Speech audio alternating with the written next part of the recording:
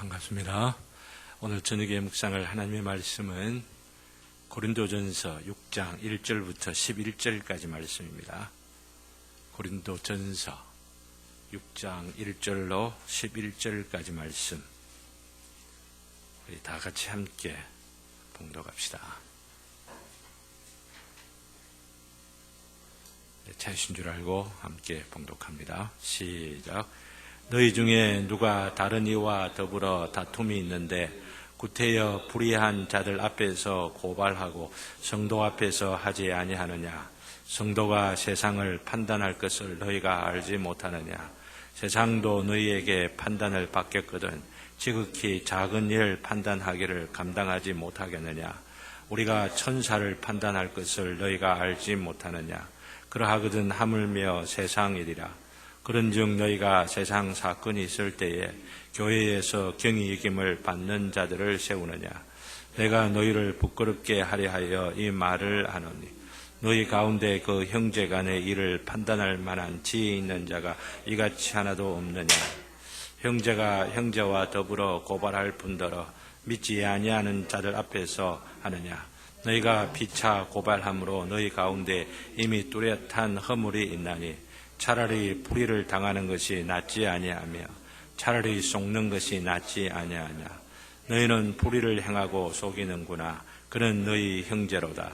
불의한 자가 하나님의 나라를 유업으로 받지 못할 줄을 알지 못하느냐?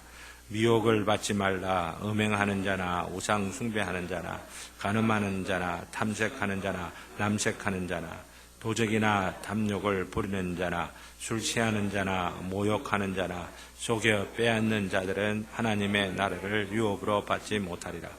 너희 중에 이와 같은 자들이 있더니 주 예수 그리스도의 이름과 우리 하나님의 성령 안에서 씻음과 거룩함과 의롭다 하심을 받았느니라. 아멘. 11절을 다시 한번 다 같이 읽겠습니다. 시작. 너희 중에 이와 같은 자들이 있더니 주 예수 그리스도의 이름과 우리 하나님의 성령 안에서 씻음과 거룩함과 의롭다 하심을 받았느니라. 아멘. 이 말씀 가운데 특별히 씻음과 거룩함과 의롭다 하심, 우리가 지금까지 배운 것이 씻음에 대해서 배웠습니다. 죄의 용서함을 받는 것 말합니다. 그리고 그러므로 말미암아 의롭다 하심을 받았느니라 할 때 이 칭의, 우리가 공부를 했습니다. 그죠? 이 공부한 다음에 또 오늘 공부하는 게 거룩함입니다. 거룩함, 성화라고 하는 거죠. 여기 안에 주제가 다 들어가 있는 것을 우리가 보게 되죠. 깊이 연결되어 있다는 것을 보게 되어집니다.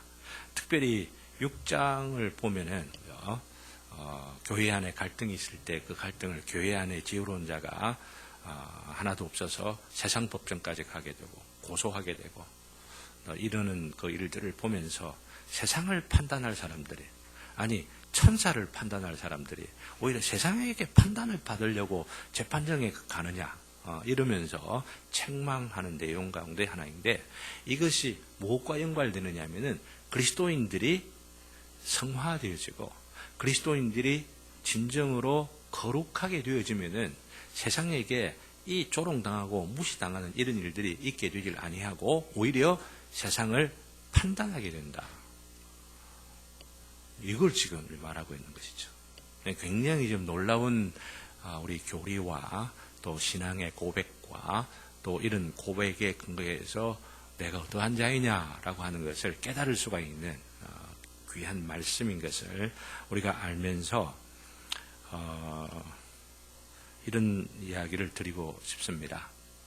오늘 성화라고 하는 주제를 공부하려고 하는데 오랜만에 수요일 공부 제가 하게 돼요. 수요일 또 만나게 되니까 여러분들 너무너무 감사하고 혹여라도 오랜만에 다른 얘기 하실런지 이런 생각을 하실 분이 계실런지 모르겠습니다만은 칼빈이라는 분이 제네바에서 목회를 하다가 그분은 쫓겨나셨어요.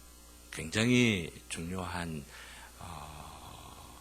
영향을 우리 세계 역사에 그리고 교회 역사에 영향을 미치신 분인데 목회 잘못한다고 쫓겨났다가 다시 돌아오셨고, 또 저기 보면은 조나단 에드워드 목사님에 대한 책들이 저 여러 권 갖다 두었는데 그분도 이제 청교도들 가운데에서 목회를 하다가 변질을 내고 세속화되어진 그리스도인들 혹은 청교도라 하더라도 그런 가운데에서 참된 신앙의 고백이 무엇이고 삶이 무엇이냐, 성찬이 무엇이냐, 성례가 무엇이냐 이런 것들을 가르치다가 하나님 말씀대로 가르친다는 것 때문에 쫓겨난 사람이에요. 쫓겨났어요. 그럼에도 불구하고 그 쫓겨난 그런 분들에 의하여서 설교가 되어지고 또한 선포되어진 그 말씀들이 지금까지 남겨져서 이 길이 옳은 길이다. 그러면서 인정을 받고 연구가 되어지고 그러면서 그런 뜻을 이어가려고 하는 신앙인들이 많이 있어지는 것들을 우리가 보게 되어지는데 제가 이 말씀을 드리는 것은 쫓겨났다가 이제 한 3년 정도인가 다시 이분 같은 분이 없다 하고 참 옛날 희한하죠. 다시 오십시오. 이렇게 해가지고 다시 그 제네바 교회에 가셔서 이제 설교를 딱 하게 되는데 그분이 아마 몇 년 뒤에 다시 돌아왔으니까 이리저리 한 주변의 이야기 좀 다른 여러 가지 이야기들을 할 것을 교인들이 기대하지 않았겠습니까? 그런데 딱 첫마디 하는 게 지난번 설교에는 이런 말씀이 있었는데 오늘 말씀 그 본문 뒤에 이어 이 말씀입니다. 다 이렇게 하더라고요. 굉장히 유명하게 회자되는 말씀인데 이분이 설교를 할 때에 이 말씀 하시고 나면 그 뒤에 곧 이어갖고 하나님의 말씀이 드러나도록 하게 하는 이런 어떤 설교와 또 목회를 하며 이것 아니면은 설교도 아니요, 혹은 목회도 아니다라고 하는 생각들을 이제 드러내는 것이 이제 생각이 나더라고요. 제가 갈빈 같은 분 아니지만은 그래서 오늘 수요일 뭘 할까 다른 이야기를 하다가 이래 할까 이래 하다가 성화 이야기 바로 하자.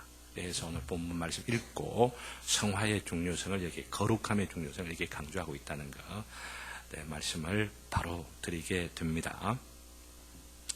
오늘 3월 1일 3.1절인데 좌우가 참 이렇게까지 대립되어서 광화문 시청 앞에 지금도 아마 참 무슨 일이 있을까 염려들 하면서 진행되는 일들을 보는 가운데에 저는 이런 생각들을 해봅니다. 참 특이한 3.1절을 지내면서 곰곰이 말씀과 함께 나눌 거 생각하고 묵상하는 가운데에 우리 교회 또 설립일이잖아요. 그죠? 우리 교회 설립일로서 3월 1일이라고 하는 사실이 민족이라고 하는 이 현실을 잊어버리지 않을만 하고 그러나 이 현실에 여러 다양한 문제들이 있을 때 항상 답이 뭐다.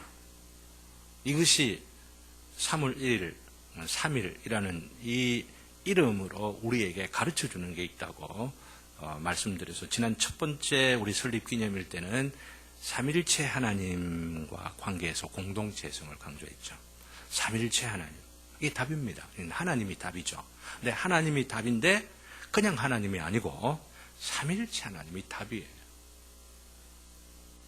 왜냐하면 유일하신 하나이신 분이 그럼에도 불구하고 성부와 성자와 성령 다양하게 그렇다고 무한대로 다양한 것이 아니고 어느 절도, 범위, 계시 안에서 다양한 이것을 드러내시고 나타내시면서 그러면서 통일되신 분으로서 그 본질에 있어서는 하나이신 분으로서 우리에게 계시되어 주고 우리에게 예배 받으시는 분이라고 하는 이것은 개인에게 있어서 사회에 있어서 하나 되는 것만 강조하면 독재가 되기 쉽습니다. 그렇잖아요. 네, 다양성을 강조하다 보면 상대주의에 빠지기 쉽고 그러다 보면 사회가 절대적인 가치도 없고 각자 좋은 대로 생활하자. 그래도 되지 않냐?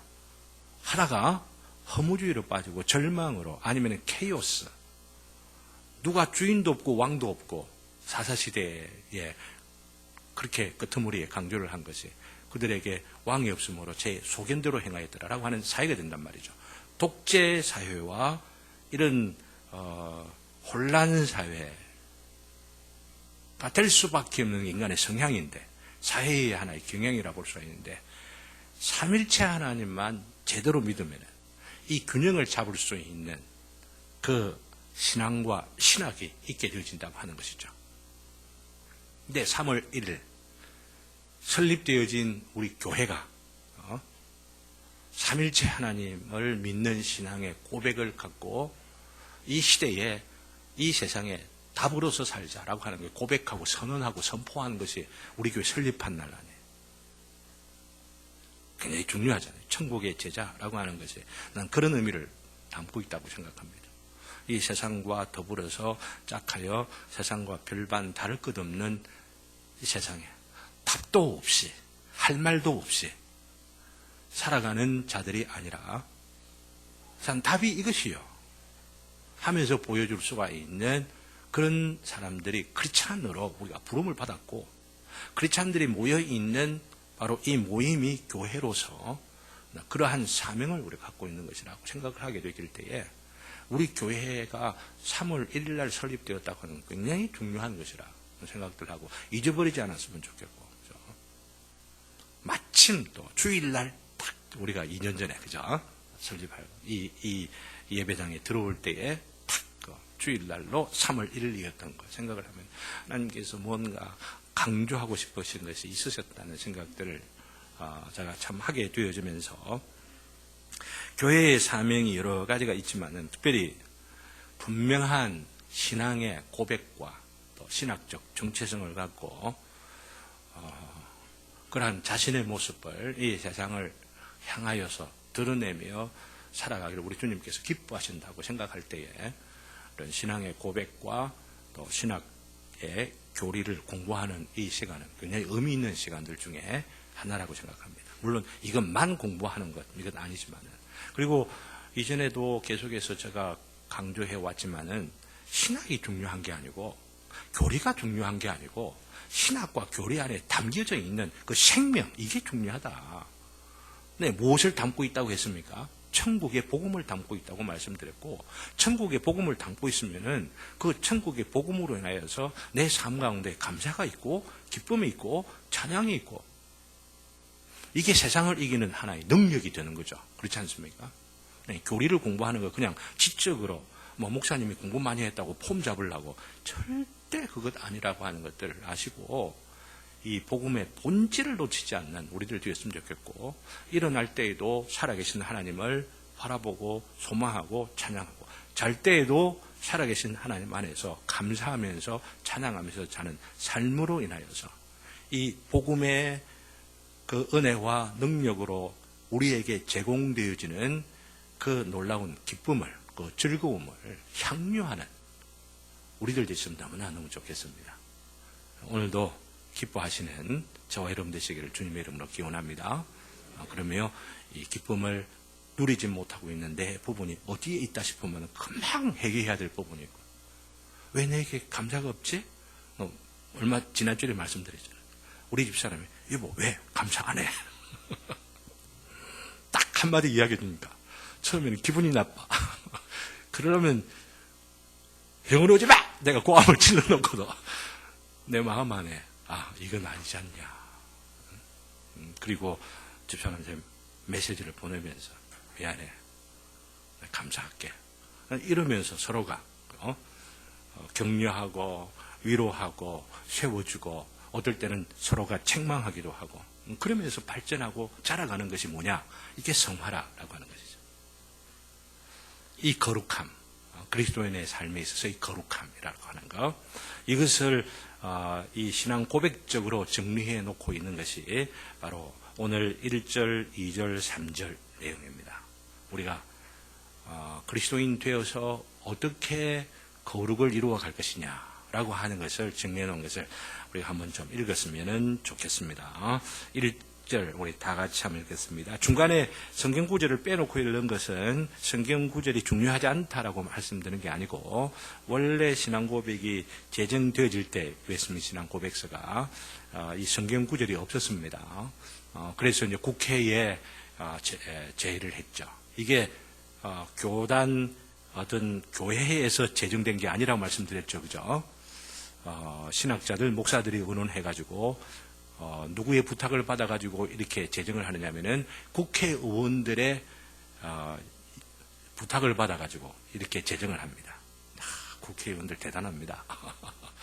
우리나라 국회의원들 막 이렇게 찢고 뽑고 싸우고 막 이래서 하는 것들 보면은 이게 이 시대의 불행이고 또 참 우리들의 불행 아닌가 생각하는데, 그 당시에 최고의 그 엘리트들이 모여가지고 우리 백성들이 우리 왕국의 이 시민들이 어떻게 하면은 하나님께 복을 받으며 이 시대가 참으로 능력 있는 경건한 자들로서 이 시대에 빛이 되고 소금 되는 국민이 될 것인가, 시민이 될 것인가, 크리스찬이 될 것인가, 요걸 위해서 국회의원들이 부탁해가지고 제정한 뒤에 국회의원들이 이렇게 작성을 했습니다라고 말하니까 국회의원들이 이렇게 고백된 건 너무너무 좋은데 거기에 성경 구절들이 들어가면 참 좋겠습니다.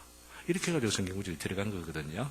그러니까 간혹은 또 찾아도 보고들 하겠지만은 이 성경 구절들을 여러분 개인적으로 공부해 보기를 바라고, 읽을 때는 좀 자연스럽게 흐름을 갖게 하기 위해서 그냥 그대로 읽기만 하겠습니다. 다 같이 읽습니다. 시작.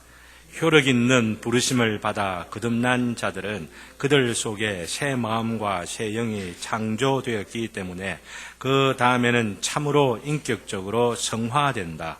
그들 속에 거하시는 그리스도의 말씀과 성령으로 말미암아 그리스도의 죽음과 부활의 능력 덕분에 죄의 몸이 주관치 못하며 그 몸의 정욕들은 점점 약화되고 죽으며 그들은 모든 구원의 은혜 가운데에서 점점 더 소생하고 강건케 되어 참 거룩함을 실천하게 되는데, 이 거룩함이 없이는 어느 누구도 주님을 뵐 수 없다. 주님을 뵐 수 없다. 구원받지 못한다라고 하는 거고, 오늘 고린도전서 6장 11절 강조했는데 10절에 있는 말씀 보면은 하나님의 나라를 유업으로 받지 못하리라. 천국 누리지 못한다. 그렇게 이야기를 해놓고 있는 것이죠. 여기서 중요한 것은 거듭난 자들, 효과적으로 하나님께 부름을 받아서 거듭나게 된 자들은 그 안에 무엇을 갖게 되냐면은 새 마음과 새 영을 갖는다고 하는 거예요.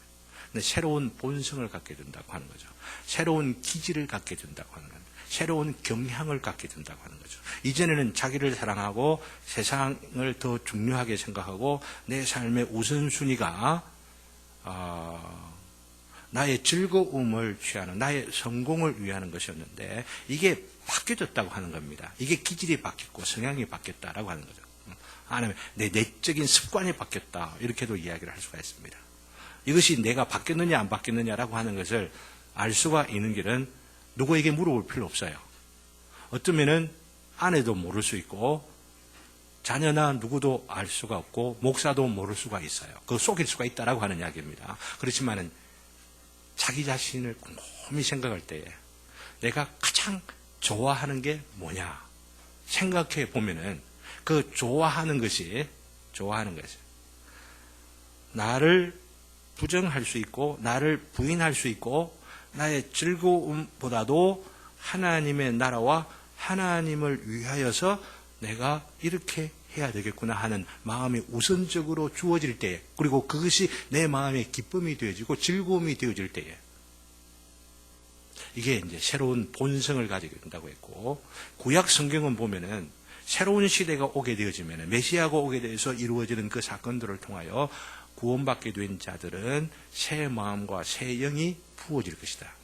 이렇게 약속해 놓고 있고, 드디어는 바로 그러한 약속이 대대적으로 예수님의 십자가 사건을 통하여서 예수님의 부활과 승천, 이 모든 복음의 사건들을 통하여 듣게 된 자들에게, 세상에 있는 어느 지역에 있는 사람들에게, 어느 때에 있었던 사람이든 어느 연령에 어느 색깔을 갖고 있든 어떤 기질을 갖고 있는 사람이든지 관계없이 이 새 마음과 새 영이 부어지게 되는 역사가 지금도 이루어지고 있는, 지금도 이루어지고 있는 굉장히 중요한 사건이죠. 그죠? 이렇게 된 사람은 성화되어져, 거룩하게 되어져. 이 거룩한 본성에 의하여서, 새로운 본성에 의하여서, 새로운 마음과 새 영에 의하여서 거룩해져 간다라고 하는 것이죠. 근데 문제는 순간적으로 그렇게 되는 것이 아니고 이렇게 새로운 본성이 있음에도 불구하고 아직도 남아있는 흔적들이 있어서 그 뒤에 설명을 해가면서 또 읽도록 그렇게 하겠습니다. 남아있는 이것이 서서히 약화되어져 가고 내 안에 들어와 있는 새로운 본성과 새로운 영, 새로운 마음이 자꾸만 강해져 가고 자꾸만 자라게 되고 자꾸만 세련되어져 가고 성숙되어져 가고 보다 더 하나님에게 닮아가는 바로 그 모습들로 변화되어져 가는 것들을 통하여 점진적으로 우리가 거룩해져 가게 된다라고 하는 것이죠. 이게 1절에 있는 말씀입니다. 2절도 봅시다. 다 같이 시작. 이 성화는 전인에 걸쳐 일어나지만 현세에서는 불완전하다. 모든 지체의 부패의 잔재가 여전히 남아 있어서 계속적이고 화해할 수 없는 전쟁이 거기서 일어나니 곧 육의 정욕은 성령을 거스르고 성령은 육을 거스른다. 앞에 새 마음이 들어오고 새 영이 들어온다라고 말할 때 그것을 다른 표현으로 하면은 성령이 들어온다고 그랬습니다.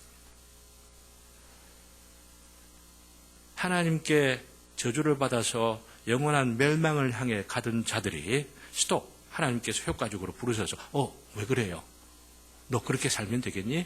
생각하게 되고 하나님의 부르심에 의하여 복음을 듣게 되고 그 복음으로 인하여서 변화되어진 자, 새 마음과 새 영으로 거듭나게 된 자들은 성령이 들어와 계신다는 거죠.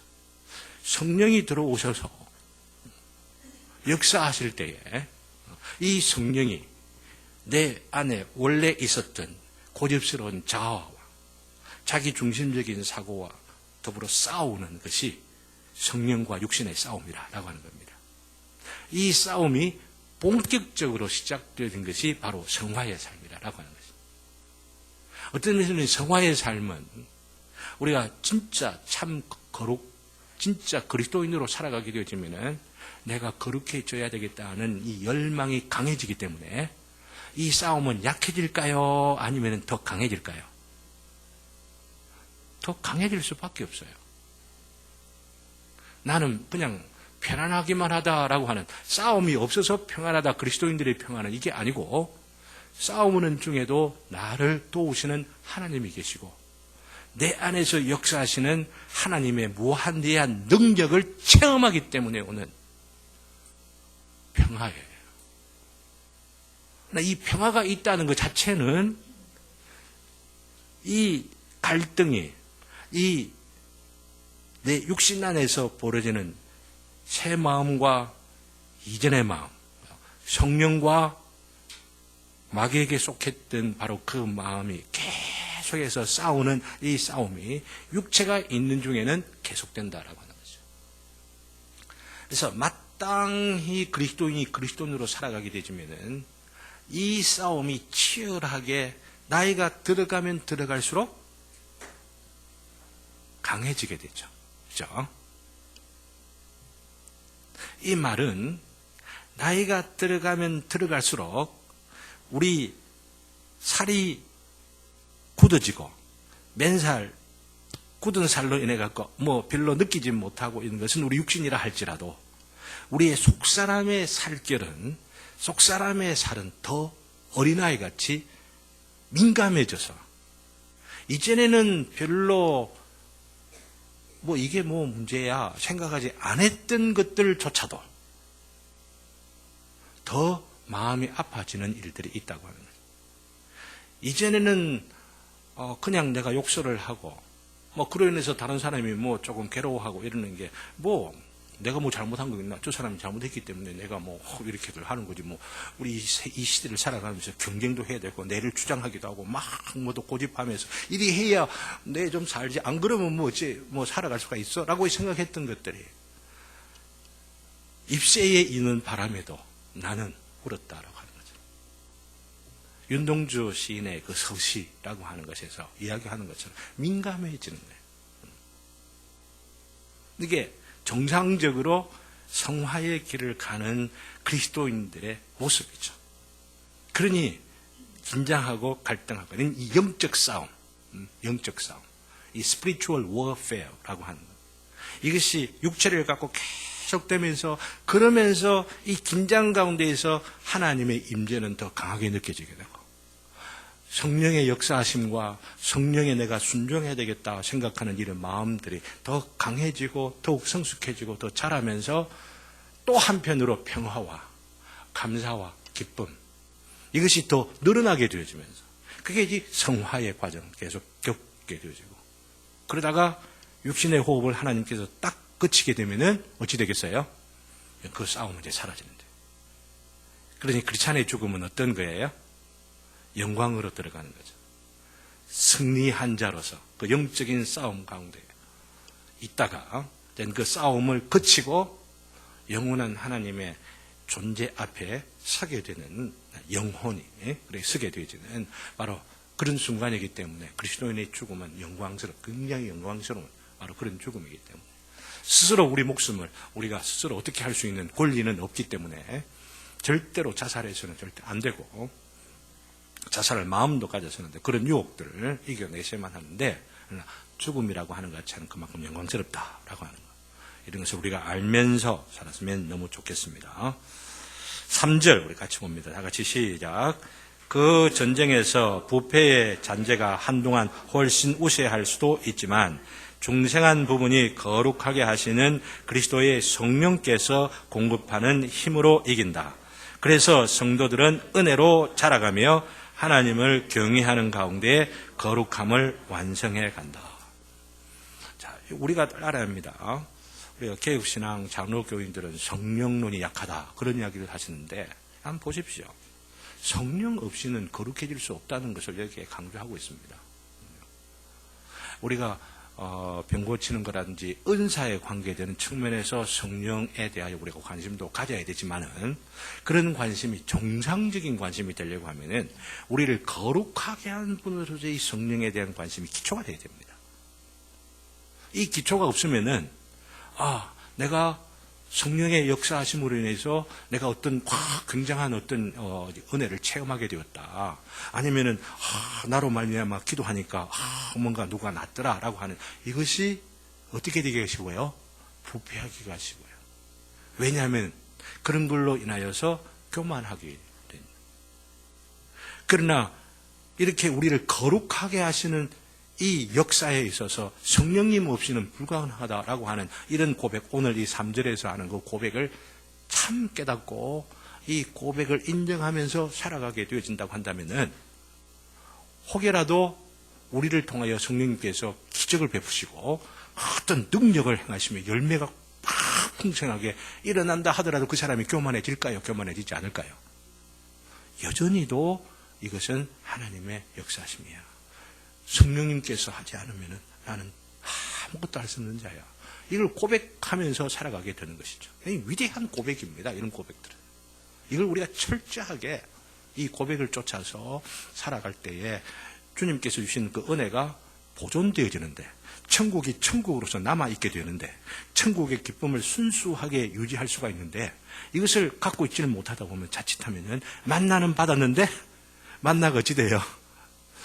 하루 지나니까 그냥 곰팡이 피가 썩어버려서 더 이상 먹지도 못하게 되는 그런 일들이 있게 되는 일들이 있음을 구약의 그런 사건들을 통하여 보여주고 있는 것이죠. 항상 성령 가운데에서 성령에 민감하게 나를 인도하시고 원하시는 하나님의 뜻이 무엇인지. 그래서 제가 저녁 식사할 때마다 오늘도 불렀습니다. 주님 말씀하시면 내가 나아가리라. 주님 뜻이 아니면 내가 멈춰서리. 이거 성령의 인도하심과 역사하심 가운데 살아가려고 하는 것을 나로 말미암아 항상 기억하기 위하여 이 노래를 부르는 것입니다. 저녁 때처럼 되어가지고. 이것 아니면은 그리스도인이 그리스도인으로서 살아가는 가운데에 예수님께서 그렇게 싫어하셨던 바리새인이 되는 거죠. 바리새라는 말이 순결하다는 뜻이라는 게 아시죠? 분리되어졌다라고 하는 겁니다. 나는 다른 사람들하고 분리되어졌다라고 하는 그런 이름을 갖고 살았던 자들입니다. 그런데 바로 그 이름이 오히려 위선자들이라고 하는 그런 뜻을 갖는 것으로 변질되어진 것을 보게 되어집니다. 순간순간마다 성령의 역사, 성령으로 말미암아 내가 구원받은 자라고 한다면 그 구원받은 자로서 거룩하게 되기를 사모하고, 그러면 내 안에 들어와서 역사하시는 성령님에게 의지하고 성령님의 그 말씀에 귀를 기울이며 내 안에 죽여야 될 것이 무엇이냐, 내 안에 끊어버려야 할 것이 무엇이냐, 내 안에 부인해야 할 것이 무엇이냐, 내가 지금 하고 싶은 이 일이 내 욕망이냐 아니면 하나님의 뜻이냐, 이거 다 생각하면서, 아니 이건 다 이전에 생각했어, 이게 아니고 이전에 생각했더라 하더라도 주님 주시는 말씀을 통하여서 또 주님께서 내 생각 가운데 작용하는 그 생각의 흐름 속에 다시 한번 생각해봐 하는 그 인도하심들을 통하여서 항상 하나님의 뜻 가운데 생활에 가려고 한 바로 이런 자들에게 하나님께서 기뻐하실 줄로 믿고, 하나님께서 주시고자 하는 그 복이 내적인 평안이나 기쁨이나 감사만 아니라 이런 자들에게 물질을 주시고 이런 자들에게 기업의 그 풍성한 그 복들을 주실 때에 변질되지 아니하고 부패되지 않은 채로 영원에까지 가게 됩니다. 그런 복을 누리시는 저와 여러분 되시기를 주님의 이름으로 기원합니다. 자녀들도 그래야만 되고 자녀들의 자녀들도 그래야만 되고, 그렇죠? 1절, 2절, 3절을 다 읽었는데 그 뒤에 이제 풀어서 저 설명해 놓은 거 보면은 이 부분은 5가지 사항들을 가르칩니다. 제가 요약을 해 놓은 거 번역을 좀 해 두었습니다. 그 뒤에 성화는이라고 하는 그 5가지를 요약해 놓은 것을 참고하시기를 바라고, 성화는 이 부분을 우리 같이 한번 읽어 주실래요? 다 같이 시작. 성화는 효과적인 부르심과 중생에 밀접하게 연관되어 있습니다. 효과적인 부르심과 중생처럼 성화도 우리들 안에서 일하시는 하나님의 역사입니다. 성화는 효과적인 부르심과 중생에서 시작되어지는 것이 계속되어지는 것입니다. 중생은 우리들의 본성의 전반적인 갱신입니다. 부르심은 그 새로운 본성이 회개와 믿음으로 복음에 의식적으로 반응하게 될 때 효과적인 것이 됩니다. 성화는 중생으로 존재하게 되고 효과적인 부르심으로 작동하게 되는 그 새로운 본성의 양육과 발전을 단순히 지속하는 것입니다. 자, 이게 무슨 말이냐면은 새로운 하나님의 유효적인 효과적인 부르심을 통하여 거듭나게 된 자들은 아까 말씀드렸죠. 새 마음과 새 영을 받는다고 했죠. 이게 거듭나는 것이라고. 거듭나는 것의 핵심이 뭐냐면은 새 영, 새 마음을 받고, 이것을 다른 말로 표현하면 새 본성을 갖는 것이라 말씀드렸죠. 새 본성을 받는 것은 몇 주 뒤에 좀 더 자세하게 또 설명을 할 것입니다. 거듭난 자의 특징 중에서 가장 중요한 것들 중에 하나가 새 본성을 갖는 것. 이것이 구체적으로 무엇을 의미하는지 앞에 간단하게 말씀드렸습니다만 더 자세하게 설명드리도록 하겠고, 이렇게 새 본성을 갖게 되어진 자들이라면은 이 본성을 가지고 지속적으로 이 본성이 더 강해지고 더 성숙해지고 더 지속적으로 발전되어 가는 것, 이게 성화다. 이거 지금 설명입니다. 아시겠죠? 근데 질문이 생기게 되죠. 왜 신자는 지속적으로 죄에 대해서 더욱더 죽어가며 의에 대해서는 더욱더 살아나는 것일까요? 왜 지속적으로 이렇게 거룩의 과정을 밟게 되는 것일까요? 이 말입니다. 그 답변이 무엇입니다? 또 그 답변이 분명하게 주어져 있는 게 뭐냐면, 조금 이 구절을 하는 것이 조금 어려울지 모르지만은, 하나님께로부터 난 자마다 죄를 짓지 아니하나니 이는 하나님의 씨가 그의 속에 거함이요 그도 범죄하지 못하는 것은 하나님께로부터 났기 때문입니다. 이게 무슨 말이냐 하면은요, 새 본성을 가지게 된 자들은 어떤 특징을 갖게 되느냐 하면은, 그 뒷부분 맨 밑에서 2번째 줄에 보면은 더 이상 죄가 그 사람에게 지배권을 행사하지 못하게 되었다는 의미에서 말합니다. 이렇게 말하고 있죠. 이게 죄를 짓지 않는다라고 하는 말입니다. 하나님께서 난 자, 거듭난 자를 말합니다. 거듭난 자라고 하면은 죄를 짓지 않는다. 이 말이 참 이해하기 어려워요.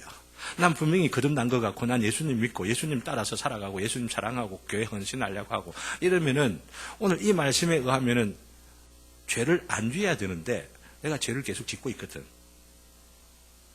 이 성경에서 분명히 말하고 있는 걸 따라 보면, 그럼 내가 잘못 생각하면, 이 구절을 잘못 생각하면, 그러면 내가 거듭나지 않은 건가? 죄를 계속 짓고 있기 때문에 이렇게 생각해서는 안 된다라고 하는 이야기죠. 죄를 짓지 않는다 이 말은 죄가 지배권을 더 이상 행사하지 않는다라고 하는 의미다라고 하는 것입니다. 뒤에서 계속 설명하고 있는데 이렇게 봅니다. 나라고 하는 이 인생 안에 원래는 저주받은 자, 영원한 멸망을 향해 가던 자의 내 안에는 누가 주인이었습니까?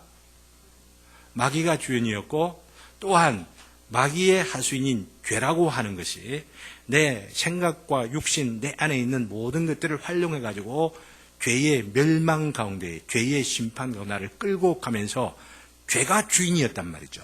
사탄이 주인이었단 말이죠.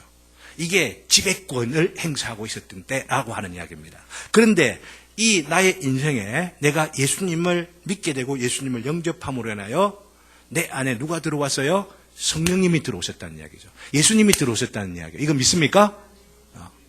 그러면은 이전에 죄가 지배권을 행사하고 사단이 지배권을 행사했던 이 사단과 죄와 예수님이 공존할 수 있겠어요?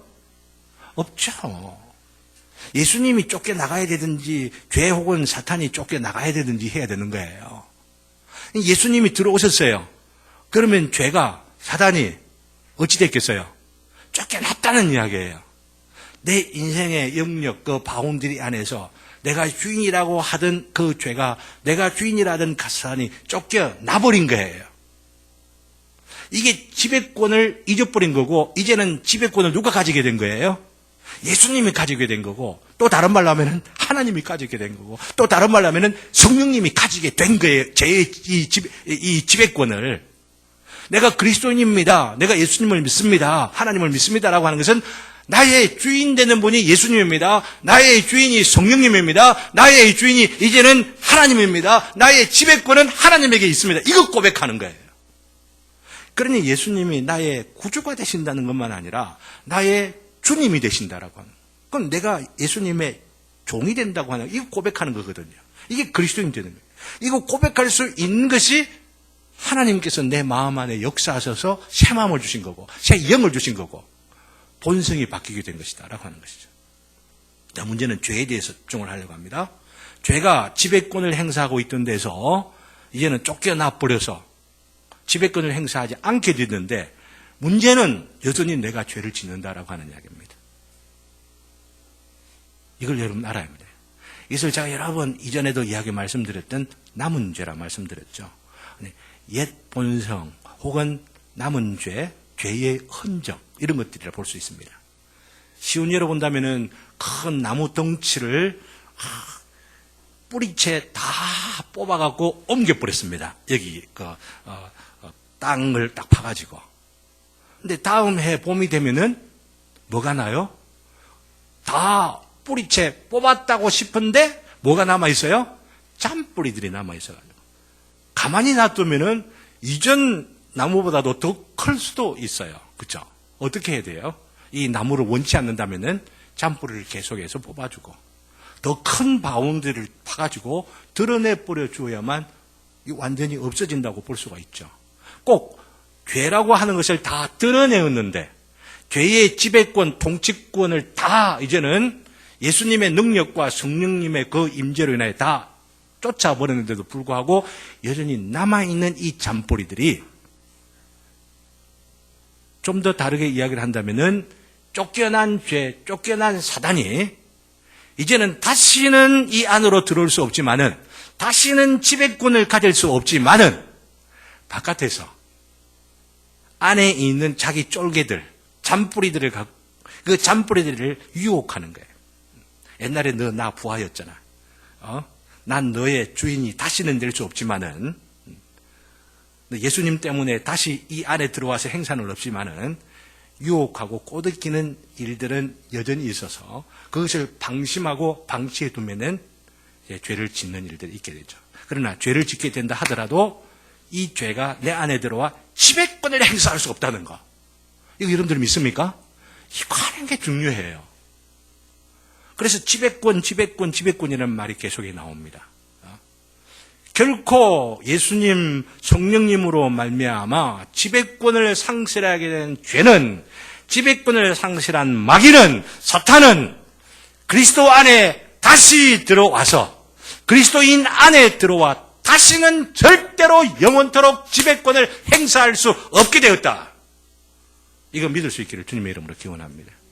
이거 믿어야 돼. 이거 믿는 것이 오늘 이 성화에 있어서 나를 지배하는 분이 하나님이시다라고 하는 거, 나를 통치하고 계시는 분이 성령님이라고 하는 거, 예수님이라고 하는 것을 이걸 확실하게 믿으면서 나의 신앙적인 정체성을 어디에 두며 살아가느냐, 이걸 분명히 알 때에 쫓겨나 버린 바로 그런 옛 주인에게 다시 종노릇 하겠다, 이런 생각들을 하지 않게 되어지고, 나는 이 죄에 대해서, 세상에 대해서 죽은 자로 여겨라 라고 하는 로마서 6장 7장에 나오는 말씀들이 바로 여기에 관계되는 거예요.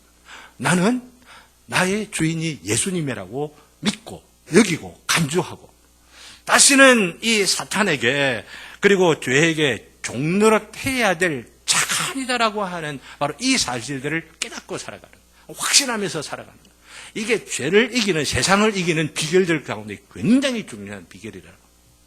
이 비결을 깨닫도록 하기 위해서 이것저것 설명을 해가고 있습니다. 여기에서 주의할 것이 있습니다. 그리스도인들의 살아가는 가운데 뒤에 보면 완전주의라고 하는데, 거룩을 하나님께서 새로운 본성을 주시고 또 새 마음, 새 영을 주셔서 또 하나님을 사랑하는 마음 따라서, 그리고 또 이 예수님의, 성령님의 통치를 쫓아 살아가려고 할 때에 오는 유혹이 있다라고 하는 겁니다. 유혹이 있어요. 이게 완전주의라고 하는 유혹입니다. 앞에 2절인가 말씀드렸죠. 우리 현세, 육체를 가지고 살아가는 가운데에서는 우리가 완전할 수가 없다라고 하는 겁니다. 왜 그렇습니까? 내 안에 하나님께서 죄의 지배권은 쫓겨나 버리도록 했지만은 옛날의 습성 따라 예전의 흔적들이 그대로 남아있도록 하나님께서 섭리하셨다라고 하는 거예요. 이게 인정하면 남은 죄를 주셨다라고 하는 거예요. 이 남은 죄는 내 육체가 있는 가운데 절대로 사라질 수가 없게 되고, 단지 그렇기 때문에 죽일 수는 없지만은 어떻게는 할 수는 있어요.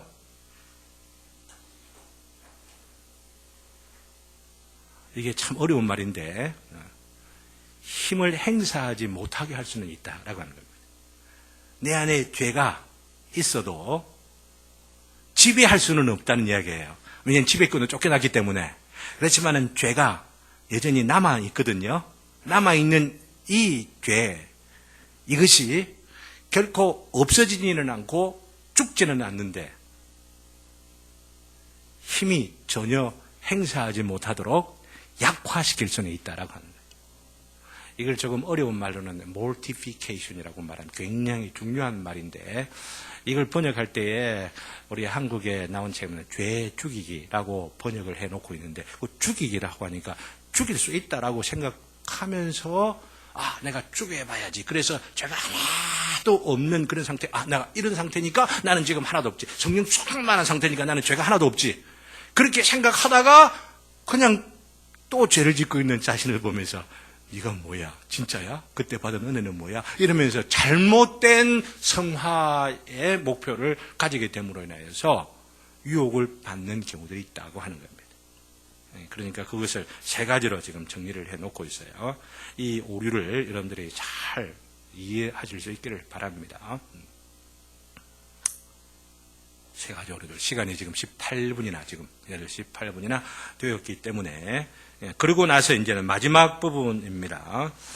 특별히 중요한 부분은 성화의 참된 결혼을 해가지고 그 페이지에 마지막 부분이 나와 있죠. 그죠? 거기에 보면은 몇 가지 예를 들어서 설명을 해놓고 있는데,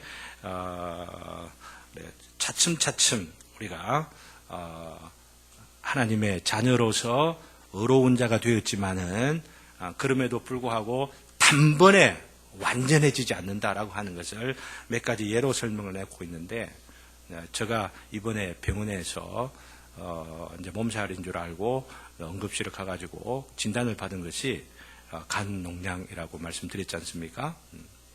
그러는데 간 농량에 시술한 그날 바로 뒷날 진단을 받고 바로 시술 딱 했습니다. 시술했다 하면은 원인을 발견하고 시술 딱 했다 하면은 그 뒷날 완전히 건강해. 제가 빨빨 걸어다니면 얼마나 좋았겠습니까? 그렇지 않죠. 그죠? 시술 딱 했으면 사실은 끝난 거예요. 특별히 이 병은 어느 병원에서나 전문가가 아니라도 어느 병원에서나 시술의 절차와 치료의 과정들이 거의 다 일치하기 때문에 한 4주 딱 되면 검사해 보면 딱 됩니다. 뭐 이렇게들 이야기해서 딱 그대로 되더라고요. 네, 제가 말씀드리려고 하는 것은 시술 딱 했다 하면은 이제는 뽑아내기만 하면 되는 것이죠. 이제 끝난 거예요, 사실은. 나은 거라고 볼 수가 있습니다. 그러나 그럼에도 불구하고 4주라고 하는 얼만큼 정해놓은 그 기간을 통해서 몸이 회복되지기도 하고 시술에 놓은 거 적응해 가야 되는 이런 과정들이 있게 되고 남은 세력들을 자꾸만 약화시켜가는 항생제를 투입하고 약을 이런 그 과정들이 그 성화의 과정이라 할 수가 있는 거죠. 예수님을 믿고 예수님이 들어오시게 된 이것으로 딱 끝나면 좋겠는데 예수님의 의로 우리가 의로워졌으니까 우리가 완전히 의로운 자가 되면 너무나 좋겠는데 그죠? 성화는 그렇지 아니하고 남은 과정들을 통해서 인천 상륙작전을 통해 가지고 메가더하고 그 연합군이 딱 들어가는 이 인천 이 딱 상륙을 딱 하는 그 순간에 끝나면 좋겠는데 전쟁이 그렇잖아요. 그죠? 그러면 성공했다 이러면 되는데 인천에서부터 서울까지 들어가는 중에 또 서울 그 중심으로 해가지고 폐잔병들이 있잖아요. 그래서 6.25 전쟁 인천 상륙작전 9월 18일로 끝난 것이 아니고 거의 2년 반이나 지금 끌었잖아요. 지리산에도 공비가 있었고 또 어느 지역에도 어디가 있었고 끝없이 이 전투를 했던 것들을 보게 됩니다. 예수님이 우리 안에 들어와 지배권을 행사하시고 예수님이 우리 안에 주인이 되시고 성령님이 우리 안에 주인이 되셔서 이제는 우리는 영원토록 구원받은 자로 살아갑니다.